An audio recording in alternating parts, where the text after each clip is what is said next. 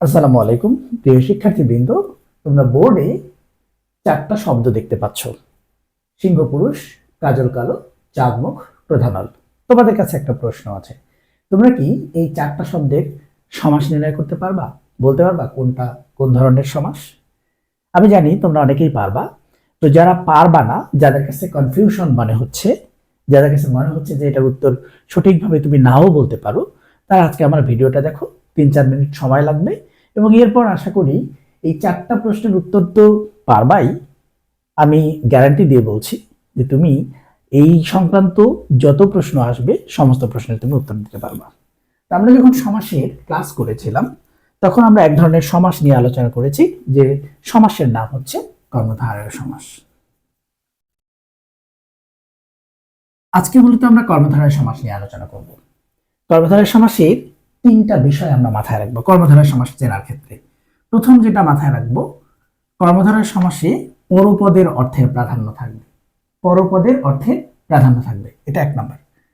2 নম্বরে যে ঘটনাটা ঘটবে কর্মধারয় সমাসের ক্ষেত্রে, আমরা দেখব এখানে তুলনা বোঝাবে। কি বোঝাবে?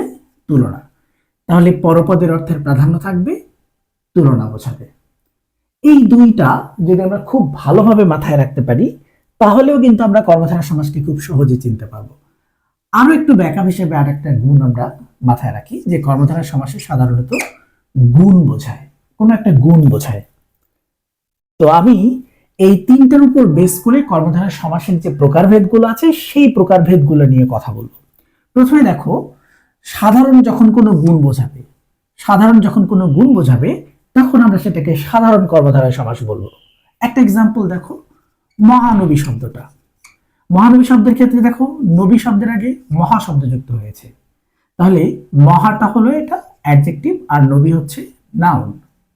ভালো করে খেয়াল করো, নবী তার আগে হচ্ছে মহা শব্দটা বসেছে। মহা শব্দটা কিন্তু এখানে একটা অ্যাডজেক্টিভ। আমরা জানি অ্যাডজেক্টিভ মানে কি? দোষ, গুণ, অবস্থা, সংখ্যা, পরিমাণ।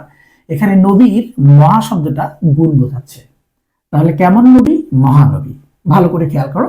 একইভাবে আর একটা এক্সাম্পল যদি বলি, নীল পদ্ম। পদ্মটা কেমন? পদ্মটা হচ্ছে নীল, পদ্মের একটা গুণ বোঝাচ্ছে।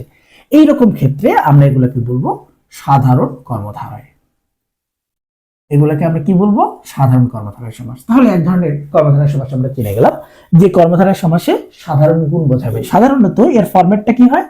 Adjective plus noun. তাহলে সাধারণ গুণ বোঝালে আমরা সেটাকে কি বলবো? সাধারণ কর্মধারয় সমাস বলবো।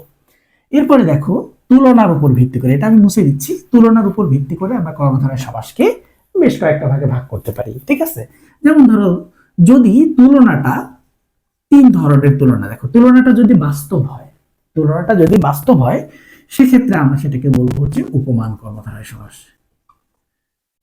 তুলনাটা যদি অবাস্তব হয় সেক্ষেত্রে আমরা তাকে বলবো উপমিত কর্মধারয় সমাস। আর তুলনাটা যদি বাস্তব এবং অবাস্তবতার মাঝামাঝি, আমরা এটাকে ধরে নিতে পারি এইরকম, বাস্তবের মতোই, অনেকটা বাস্তবের মতোই, জিনিসটা অবাস্তব বাকিটা বাস্তবের মতোই। যার সাথে যাকে তুলনা করছি, আমি কি বললাম? তুলনা মানে যার সাথে তুলনা করছি, যাকে তুলনা করছি, দুইটাকে কোনোভাবেই আলাদা করা যায় না। মানে দুটার মধ্যে এতই মিল যে আমরা আলাদাই করতে পারি না। এইরকম ক্ষেত্রে আমরা সেটাকে কি বলবো? রূপক কর্মধারয় সমাস বলবো। এটার নাম হচ্ছে রূপক। তাহলে আমরা 3টা দেখলাম, উপমান, উপমিত এবং রূপক। যদি বাস্তব হয় সেক্ষেত্রে উপমান। এক্সাম্পল দেখো, বাস্তব কিরকম? যদি এরকম একটা এক্সাম্পল দেয়া থাকে, কিরকম? যেখানে তোমাকে বললো যে তুষার শুভ্র, এখন তো শীতকাল, খুবই তুষার পড়েছে, তো তোমাকে যদি বলে তুষার শুভ্র, তুষার দেখতে কেমন হয় বলো তো?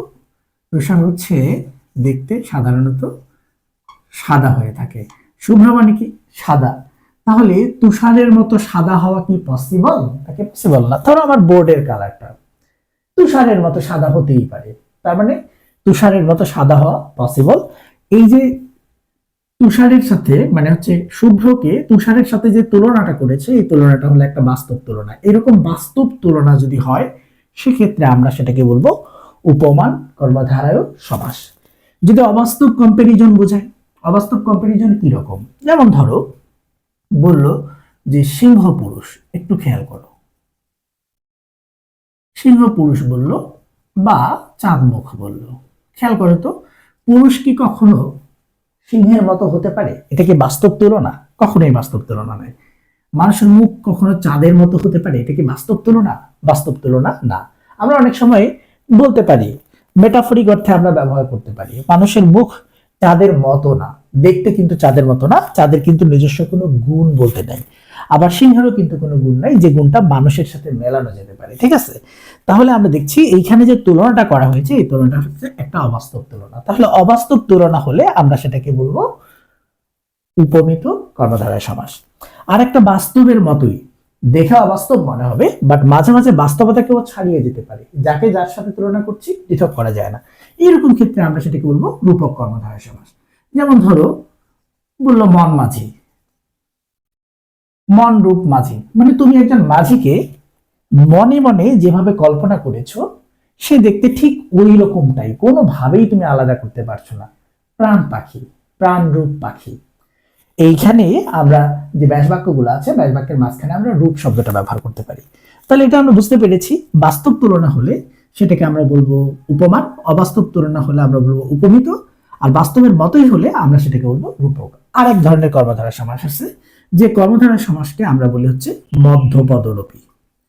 মধ্যপদলোপী মানে বুঝতেই পারছো, মাঝখানের পদ হারিয়ে যায়, মাঝখানের পদ লোপ পেয়ে যে সমাস হয়। তাহলে ব্যাস বাক্যের বড় যে বাক্যটা আছে, বাক্যের মাঝখানের কোনো পদ লোপ পেয়ে যে সমাস হবে সেটাকে আমরা মধ্যপদলোপী সমাস বলবো। যেমন ধরো সিংহাসন, এই সিংহাসন শব্দটা কি ছিল? সিংহ চিহ্নিত আসন,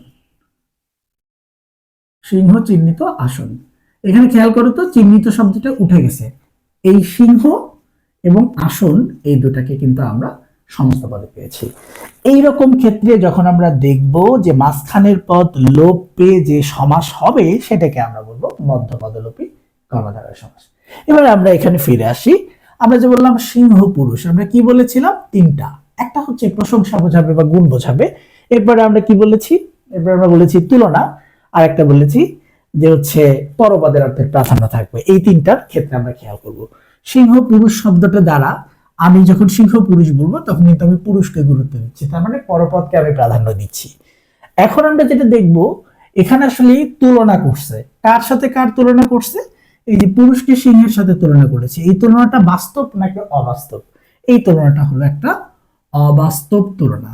আমি কি বলেছি? অবাস্তব তুলনা হলে সেটা উপমিত কর্মধারয় সমাস হবে। কাজল কালোর ক্ষেত্রে কি হবে? কালোকে কাজলের সাথে তুলনা করা হয়েছে, তো কাজল দেখতে কালো, তার মানে কাজলের মতো কালো হতে পারে, এটা হলো একটা বাস্তব তুলনা। তাহলে বাস্তব তুলনা হলে এটা হবে উপমান কর্মধারয় সমাস। চাঁদমুখ কি হবে? এটা তোমরা কমেন্টে লিখে আমাকে দেখাবা। এই ক্রোধানল শব্দটা দেখো, এখানে দুটা জিনিস আছে, একটা হলো ক্রোধ আর একটা হলো অনল। অনল মানে হচ্ছে আগুন, ক্রোধ মানে হচ্ছে রাগ। মানুষের রাগকে আগুনের সাথে তুলনা করা হয়েছে। তাহলে একটুখানি খেয়াল করো তো, রাগ কি কখনো আগুন হতে পারে? পারে না। কিন্তু রাগ মাঝে মাঝে এতটাই বিধ্বংসী হতে পারে যে আগুনের থেকেও আরো বেশি ধ্বংসযজ্ঞ চালাতে পারে। এই জন্য মানুষের ক্রোধকে আগুনের সাথে যেন আলাদাই করা যায় না। যখন যার সাথে যাকে তুলনা করছি পৃথক করতে পারি না, সেই রকম ক্ষেত্রে আমরা সেটাকে বলি রূপক কর্মধারয় সমাস। তাহলে এটা হলো রূপক কর্মধারয় সমাস। তো আজকে এ পর্যন্তই, আশা করি তোমরা বুঝতে পেরেছো। তোমরা এই চাঁদমুখ শব্দটা কোন সমাসের উদাহরণ সেটা কমেন্টে লিখে পাঠাবে। ধন্যবাদ সবাইকে।